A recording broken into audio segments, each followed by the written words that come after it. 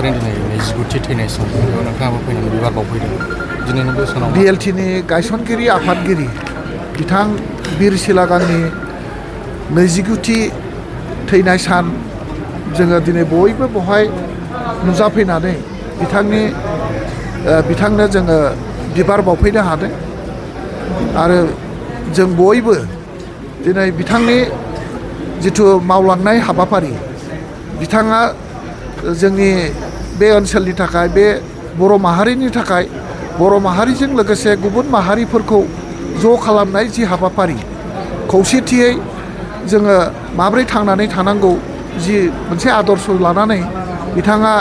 संग्राम खालामलांदोंमोन दिनै बिथांनि मुंख्लं खाम्फायाव बिबार बावनायजों लोगोसे बिथांनि जि आदर्श जोंनो होलांनाय जि आदर्श बे आदर्शखौ गोथाङै लाखिनो थाखाय आरो बे आदर्शजों जोङो दिनै थांनानै थानाय सुबुंफोरा खामानि मावलांनो थाखाय जोङो बिथांनि आदर्शखौ फोथांनानै लाखिनो थाखाय जोङो दिनै बेवहाय बयबो गुबुन गुबुन राजनितिक दोलोनि गुबुन गुबुन आफादफोरनि दैदेनगिरिफ्रा ज' जानानै मुंख्लं जोंनि बिर सिलागां बसुमतारिनो जोङो दिनै बिबार बावदों आसा खालामदों बिथांमोनहा अरायबो इसोरनि खाथियाव थानानै जोंखौ नाहरबाय थाथों जोंनि गेजेराव खौसेथि आरो जोंनि बे ओनसोलखौ उदांस्रि खालामनायनि बा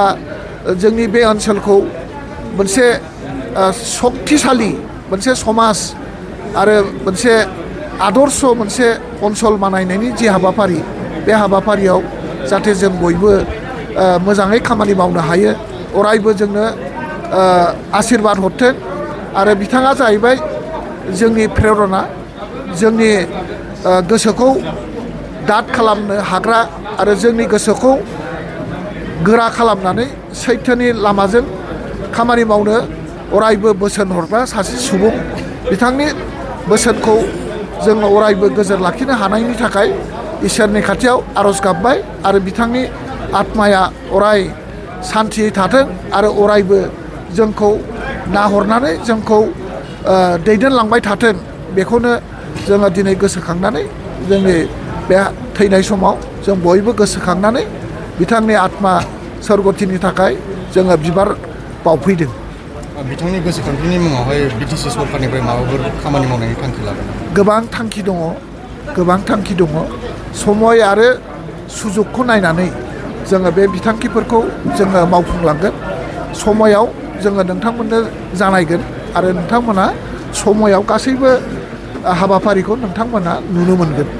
बेखिनि